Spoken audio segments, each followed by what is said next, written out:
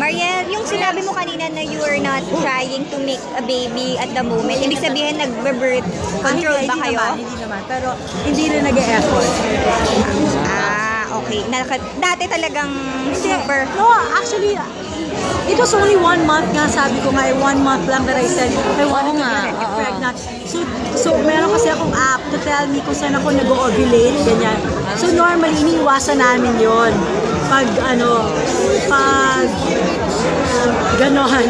Tapos, pero ngayon, whatever lang, hindi na ine-effort. Kasi before, di ba sinasabi ni na, yun nga, you're young pa naman, so parang ayaw niya muna kasi hanggat maaari na magka-baby. So during that time, payag din siya. Of course. Okay. It was always naman when I was ready. Okay. So, pero ikaw ba, wala ka bang nararamdaman na sana gusto ko na magka-baby, Siyempre magkaroon ng meron, anak?